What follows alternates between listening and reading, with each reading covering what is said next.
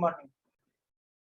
हमने अभी तक वेक्टर के बारे में क्या पढ़ा था कि वेक्टर को लिखते कैसे हैं। ओके, तो वेक्टर को लिखना मैंने सीखा, उसके बाद मैंने टाइप्स ऑफ वेक्टर सीखा।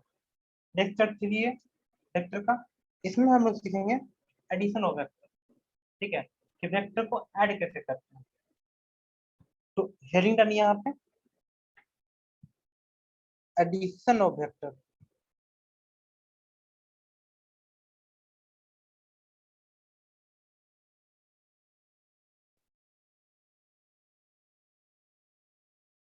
ठीक है, तो जब तक हमारा थ्योरी मजबूत नहीं होगा किसी भी पोर्शन का, हम उसका दोहन न्यूमेरिकल पोर्शन कैसे करेंगे। आगे हमारा एडिशन ऑफ वेक्टर। ठीक है, तो वेक्टर को ऐड करने का 3 तरीका है। सबसे पहला तरीका ट्रायंगल ऑफ एडिशन। ठीक है, तो ट्रायंगल ऑफ एडिशन, अब जैसे ट्रायंगल ऑफ एडिशन है तो ट्रायंगल में 3 साइड होता है, तो उसके बाद हमारा पॉलीगोनल ऑफ एडिशन। और पॉलीगोनल ऑफ एडिशन जैसे हो गया, हमारे पास जो तीसरा है वो क्या हमारा पैरेललोग्राम ऑफ एडिशन। हमारे पास 3 चीजें हैं, एक है triangle of addition, polygonal of addition and parallelogram of addition. और तीनों को पढ़ना, देखते हैं triangle of addition,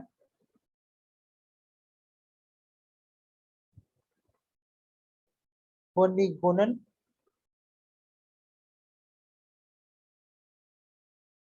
of addition, और तीसरा हमारा पैरेललोग्राम ऑफ एडिशन। ओके, 3 चीजें हुआ, triangle of addition, polygonal of addition and parallelogram of addition. अब यहाँ पर लिखिए आप triangle of addition.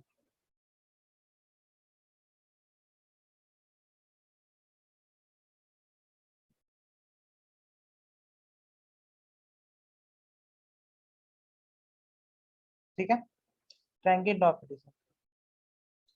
Triangle of addition क्या कहता है कि जैसे एक वेक्टर ए वेक्टर बी और ये हुआ हमारा वेक्टर सी। ठीक है, अगर इस तरह से होगा तो हमारा vector A plus vector B equal to vector C. तो इसमें आपको पकड़ना क्या है कि दो को वेक्टर अगर सेम ऑर्डर में हो और तीसरा वेक्टर अपोजिट ऑर्डर में हो, तो सम ऑफ टू वेक्टर जो होगा वो तीसरे वेक्टर के बराबर होगा। जैसे कि हम वेक्टर ए का बात करें, तो वेक्टर ए में जो है हमारा टेल और हेड एक ऑर्डर में है, वेक्टर बी में जो है हमारा टेल और हेड एक ऑर्डर में है, और वेक्टर सी में हमारे यहाँ पे क्या हेड और टेल जो है हमारा अपोजिट ऑर्डर में है। तो यहाँ पे हम क्या लिख सकते हैं कि vector A plus vector B is equal to vector C. Okay, तो when two vector are in same order and third vector is in opposite order, then sum of two vector is equal to third vector. Okay, ये हो गया हमारा triangle of addition. इसी का हम दूसरा रूप देखते हैं। ठीक है, ये वो हमारा वेक्टर ए। ठीक है, ये वो हमारा वेक्टर बी और ये वो हमारा वेक्टर सी। तो यहाँ पे क्या लिख सकते हैं, यहाँ पे हमारा क्या है कि वेक्टर सी का टेल और हेड, वेक्टर बी का टेल और हेड, और वेक्टर ए का हेड और टेल। ओके, तो वेक्टर सी और वेक्टर बी यहाँ पे सेम ऑर्डर में है, तो यहाँ पे हम क्या लिखेंगे कि vector C plus vector B is equal to vector A. तो इसमें और क्या पॉसिबिलिटी बन सकता है, उसी में से आपको बस यही छाटना है कि अगर दो वेक्टर सेम ऑर्डर में हो और तीसरा वेक्टर अपोजिट ऑर्डर में हो, तो sum of the two vector जो होगा हमारा क्या होगा, तीसरे वेक्टर के बराबर होगा। ओके, इसके बाद क्या सीखेंगे इसमें, नेक्स्ट हमारा पॉलीगोनल ऑफ एडिशन। वो लिखिए हमारा पॉलीगोनल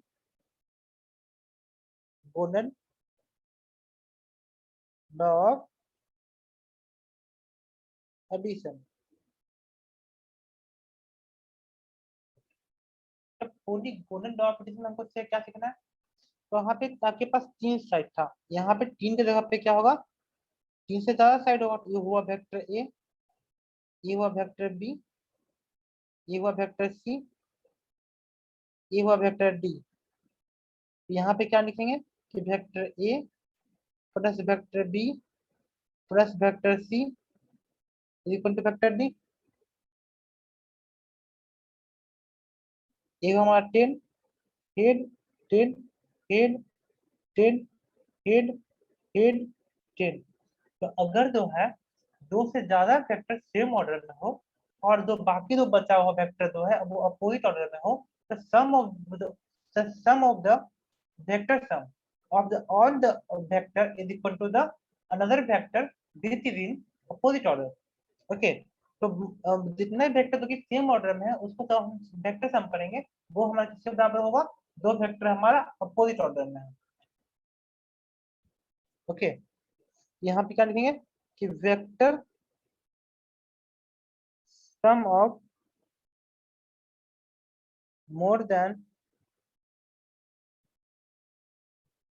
टू और more than to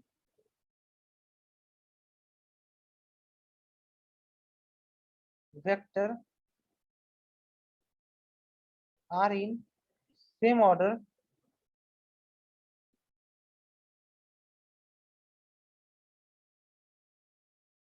is equal to another vector in opposite order।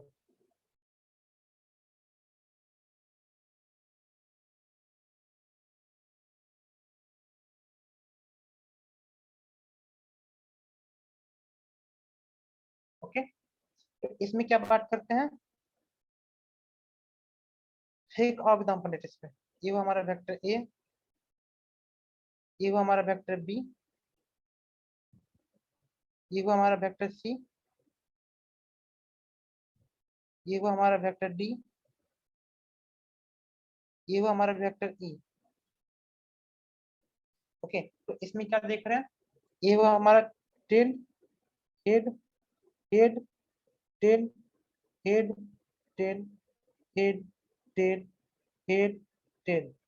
तो इसमें जो है वेक्टर ए जो है वो सेम ऑर्डर में नहीं है, बाकी सारा का सारा वेक्टर सेम ऑर्डर में है। तो यहाँ पे आप क्या लिख सकते हैं कि vector A is equal to vector B plus vector C plus vector D plus vector E. यही हमारा पॉलीगोनल लॉ ऑफ एडिशन। इसमें से ज्यादा क्या पढ़ेंगे, तीसरा जो है हमारा पैरेललोग्राम लॉ ऑफ एडिशन।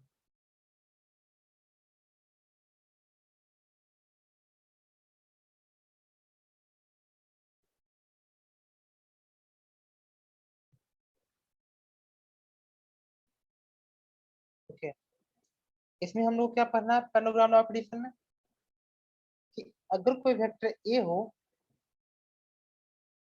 दूसरा वेक्टर हमारा वेक्टर बी हो, ठीक है, तो vector sum of vector A and B क्या होगा, वो दोनों के बीच में होगा।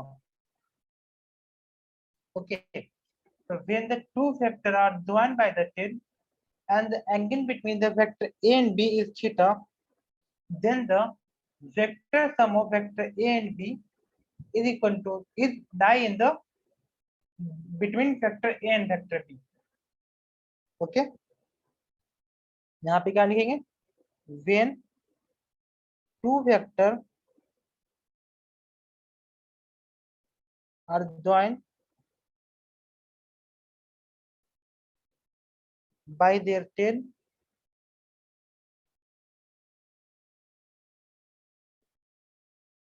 then vector sum of vector a and vector b lie in between vector a and vector b. Okay, ये हमारा हुआ कि कोई भी वेक्टर को जोड़ने का तरीका। ओके, अब आते हैं एडिशन ऑफ वेक्टर का। तो वेक्टर का लॉ खत्म हो गया हमारे पास। ओके, अब आते हैं हम यहाँ पे कि वेक्टर को जोड़ा कैसे जाए।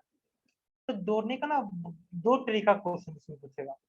Okay, we have the two types of question.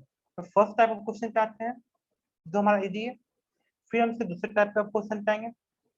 Okay, अब यहाँ पे लिखिए आप एडिशन ऑफ वेक्टर टाइप 1।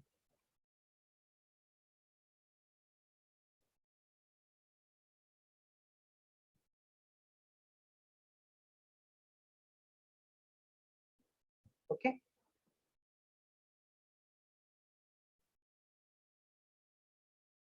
देखो अगर हमारे पास कोई वेक्टर है A X I plus A Y J plus A देख के, ओके, कोई दूसरा है वेक्टर बी, उसका मान है हमारा B X I plus B Y J plus B देख के। ओके, यहाँ पे हमारा vector A plus vector B, यहाँ पे हमारा vector A plus vector B का मान कितना होगा, A X plus B X I cap A Y plus B Y J cap A Z plus B Z K cap, है कि नहीं। ये आ गया हमारा A vector A plus vector B. इसको हम एक एग्जांपल से समझते हैं। अगर हमारे पास वेक्टर ए का मान होगा 3i plus 4j plus 5k, okay, vector B का मान है हमारे पास 2i plus 3j plus 2k, कुछ भी हो सकता है, हम एक जनरली माने हैं। तो हमसे यहाँ पूछा कि vector A plus vector B का मान कितना होगा। यहाँ पे हम vector A plus vector B का मान कितना पुट करेंगे, 3 plus 2 i 4 plus 3 j plus 5 plus 2 k, okay. तो हम इसको जब जोड़ेंगे तो हमारा मान कितना होगा, 3 plus 2 5 5 i 4 plus 3 7 j 5 plus 2 7 k, okay. ये आ गया हमारा क्या, vector A plus vector B. अब इसका कोई मैग्नीट्यूड पूछेगा कि vector A plus vector B का मैग्नीट्यूड कितना होगा। तो हम पिछले लेक्चर में बता चुके हैं कि अगर हमारे पास कोई वेक्टर ए होगा और उसका मान होगा A X I plus A Y D plus A Z के, तो हमारा वेक्टर ए का जो मैग्नीट्यूड आएगा वो कितना आएगा हमारा, एक्स स्क्वायर प्लस ए वाई स्क्वायर प्लस ए जेड स्क्वायर, इसका रूट कर दो। इसका करेंगे कितना होगा, 5 का स्क्वायर प्लस 7 का स्क्वायर प्लस 7 का स्क्वायर, हमारा कितना आ गया, 5 5 25 7 7 49 प्लस 67 49। ओके, तो 49 49 कितना हो गया 98, और 98 प्लस 25 कितना हो गया 123। तो 123 का रूट, यही आंसर आ गया। और क्या आएगा, 123 का स्क्वायर रूट को तोड़ना है, तोड़ दीजिए, नहीं तो इसी फॉर्म में आंसर देगा आपके पास। ओके, एक एग्जांपल और समझते हैं। अगर वेक्टर ए का मान है आपके पास 4i plus 3j -2k, vector B का मान है आपके पास -7i plus 2j plus 4k। तो आपसे पूछेगा कि vector A plus vector B का मान कितना होगा। Okay, vector A plus vector B का मान कितना होगा, इसमें भी सेम बात करेंगे। Vector A plus vector B 4 plus -7i plus 3 plus 2j plus -2 plus 4k। तो हमारा मान कितना हो गया, 4 में से 60 गया, -3i 3 प्लस 2 5j और -2 प्लस 4 प्लस 2k। ओके, ये आ गया हमारा vector A plus vector B का मान। अब कोई पूछेगा इसका मैग्नीट्यूड कितना होता है vector A plus vector B का, इसका मैग्नीट्यूड कितना होगा हमारा -3 का स्क्वायर।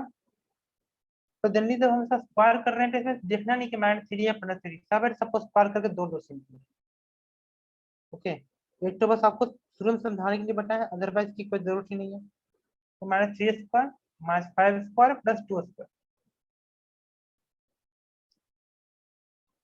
हमारा कितना हो गया 9 प्लस 25 प्लस 4। ओके, तो हमारे पास कितना 9 4 13, अब 25 प्लस 13 कितना होगा हमारा 5 3 8 और 2 1 3 √38। ओके, तो एडिशन ऑफ वेक्टर टाइप 1 सीख गए। एक एक दो है आपके पास इस टाइप क्वेश्चन पूछेगा। अब नेक्स्ट आते हैं एडिशन ऑफ वेक्टर टाइप 2। देखिए,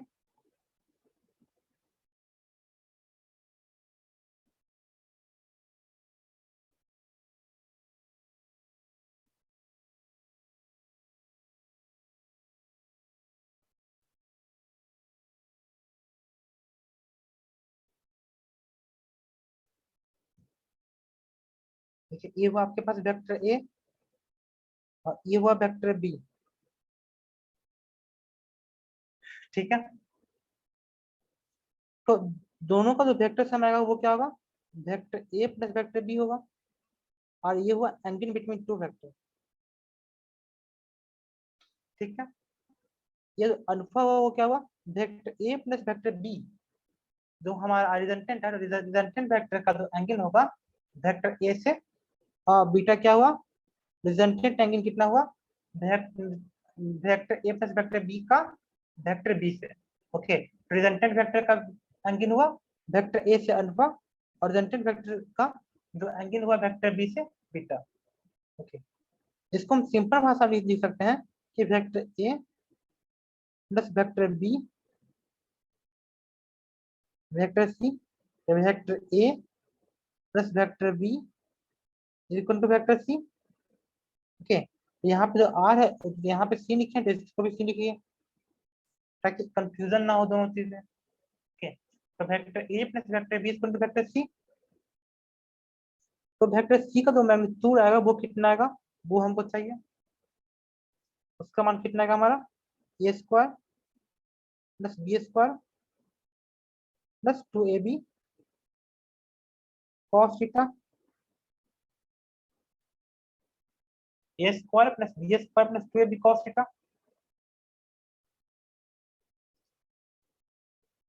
ओके, अब कैसे आएगा इसको हमको सीखना है। ये हुआ हमारे पास वेक्टर ए ये हुआ वेक्टर बी, तो ये होगा हमारा क्या, वेक्टर सी। ठीक है, हम क्या करते हैं, इसको आगे बढ़ाते हैं। तो ये हुआ, तो देखो, तो एंगल बिटवीन टू वेक्टर कौन सा होगा, दो वेक्टर का जब ट्रेन आपस में जुड़ता है तो दोनों के बीच में सबसे छोटा एंगल होगा, उसको बोलते हैं एंगल बिटवीन टू वेक्टर। तो वेक्टर ए को जब आगे बढ़ाएंगे तो वेक्टर ए और बी के बीच में जो एंगल होगा वो ये होगा थीटा। बढ़ा के देखिए, ये हुआ हमारा वेक्टर ए और ये हुआ हमारा vector B. Angle between two vector कौन सा होगा, ये होगा थीटा। उसके बाद देखो,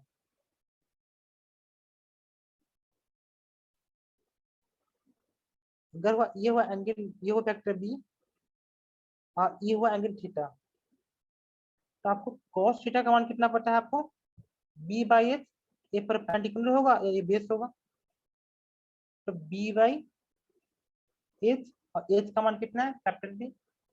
तो आपका बेस आया वो कितना है आपका, बी कॉस थीटा। उसी प्रकार से साइन थीटा का मान कितना है आपके पास, सी बाई एच, और एच का मान कितना है बी। तो पी का मान कितना आ गया, बी साइन थीटा। तो इसको हम दो भाग में तोड़ दिए, तो इसका मान यहाँ पे कितना आएगा, बी कॉस थीटा, और इसका मान कितना आएगा हमारा, बी साइन थीटा। दो चीजें। तो अब देखो, अब यहाँ पे हम दो चीज करते हैं, पी क्यू आर। तो ट्रायंगल पी क्यू आर क्या है हमारा, राइट एंगल ट्रायंगल है।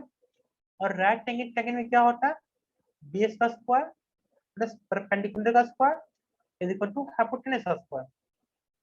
Okay, in triangle P Q R, angle P Q R is equal to 90 degree. Okay, अगर angle P Q R 90 degree है, इसका मतलब क्या हुआ, पी क्यू का स्क्वायर प्लस क्यू आर का square is equal to P R का whole square. तो पी क्यू का मान कितना आएगा वो आपको डिसाइड करना है। तो पी क्यू का मान कितना हुआ आपका, A plus B cos theta. एक ए है हमारा थोड़ा सा, और उसका plus B B cos theta. तो पी क्यू का मान आपके पास कितना है, A plus B cos theta. उसी प्रकार से आपके पास क्यू आर का मान कितना है, बी साइन थीटा। और जो पी आर का मान है वो कितना है आपके पास, सी है। सबका मान यहाँ पे पुट कर दीजिए, A plus B cos theta का square plus B sine theta का square is equal to P R का स्क्वायर। ओके, तो इसका मान कितना आएगा हमारा, A square plus B square cos square theta plus 2ab cos theta plus B square sine square theta is equal to C square. B square cos square theta, B square sine square theta एक बात एक जगह है, तो हम सीधे इसको put लिख सकते हैं, A square plus B square, और यहाँ से कॉस स्क्वायर थीटा और साइन स्क्वायर थीटा को से इसको कॉमन ले सकते हैं, plus 2ab cos theta is equal to C square. और यहाँ पे हमारा cos square theta plus sin square theta का मान कितना होता है, 1 होता है। तो सभी को पता है क्लास 10 स्टैंडर्ड तक। हम इसको जब आगे बढ़ाते हैं तो A square plus B square plus 2ab cos theta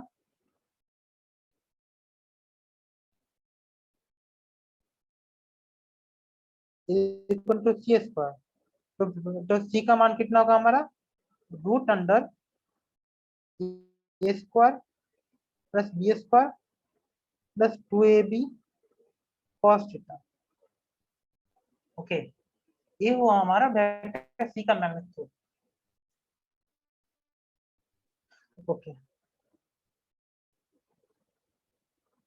अब देखो वेक्टर ए हुआ हमारा ए और वेक्टर सी हुआ ए, तो वेक्टर ए और वेक्टर सी के बीच में जो एंगल होगा वो हमारा कौन सा होगा, अल्फा आया।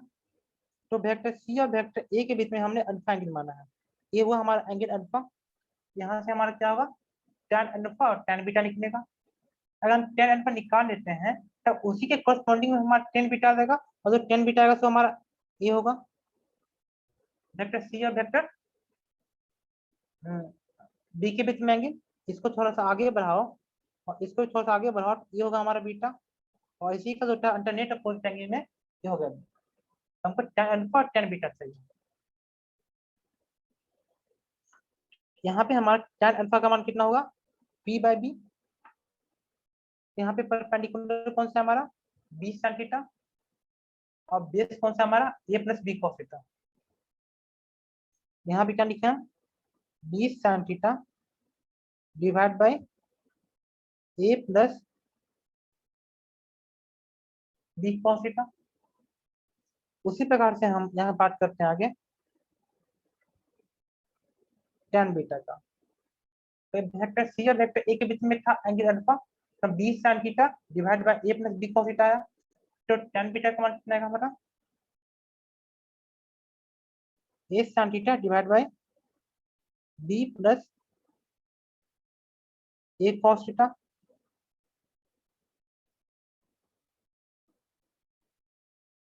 ओके, ये हमारा क्लियर कट हो गया।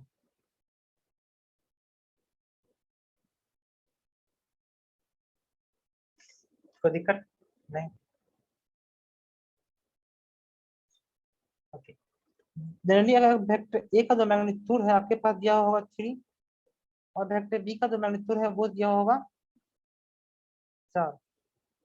ओके, और दोनों के बीच में अगर एंगल दिया हुआ है 90 डिग्री, तो आपसे कोई पूछेगा कि vector A plus vector B का मान कितना आएगा।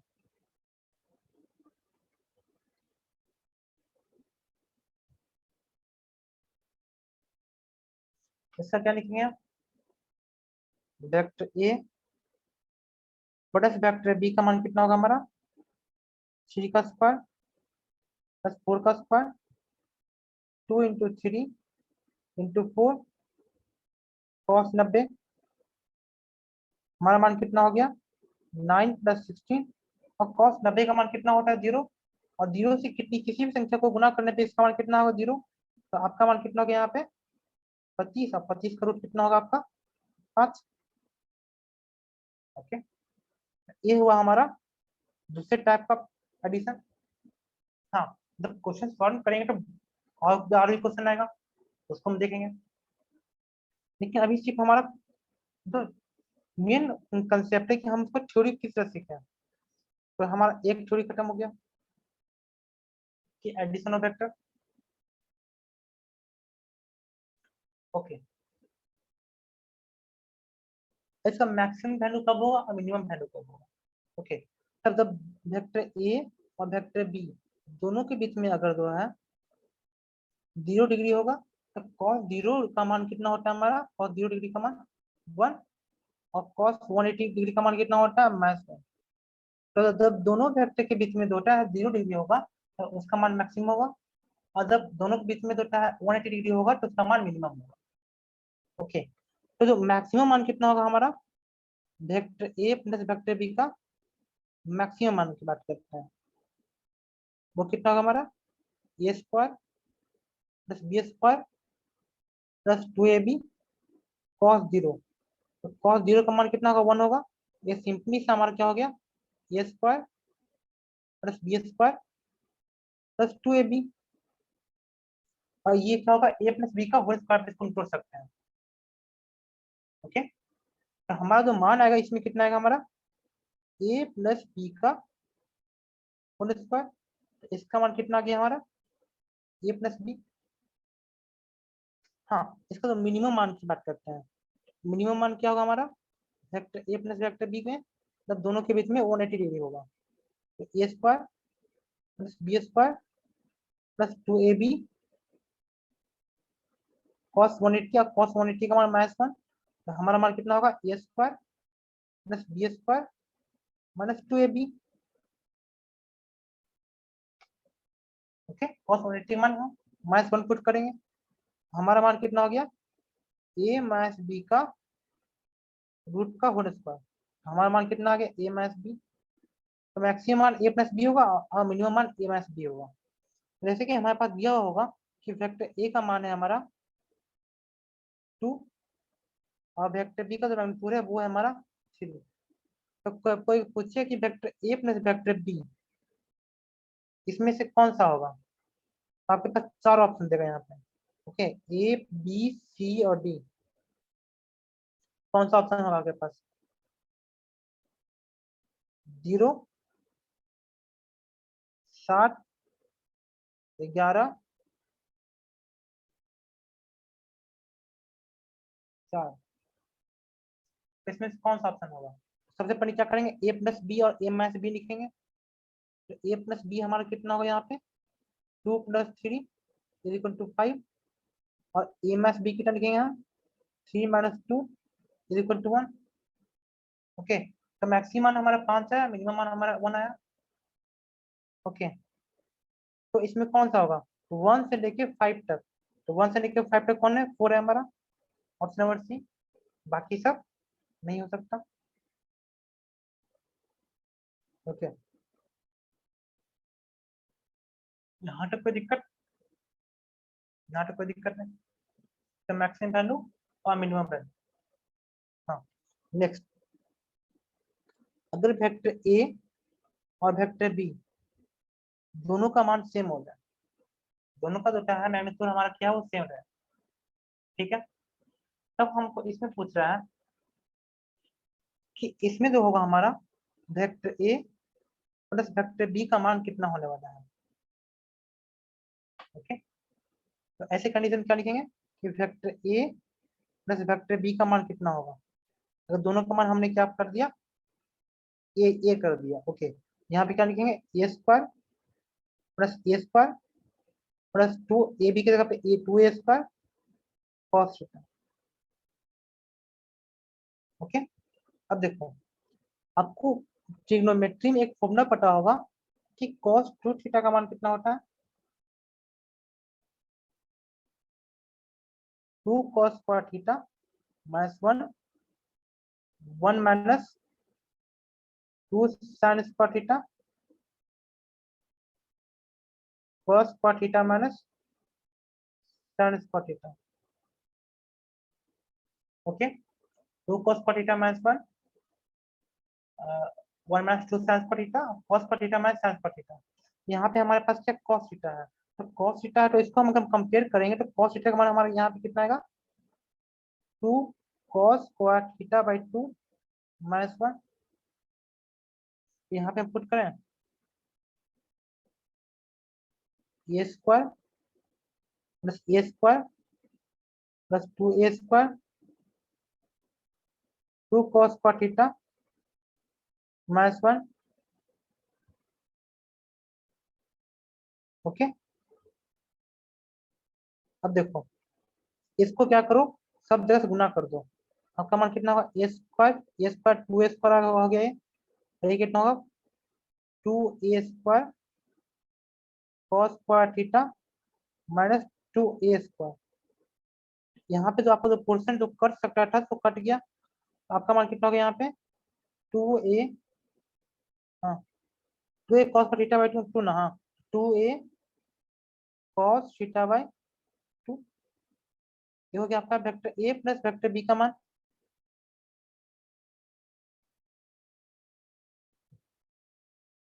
ओके, तो ये हुआ हमारा लेक्चर नंबर 3 को factor completed.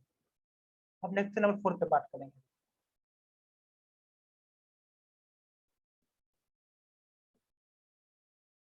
Okay, thank you.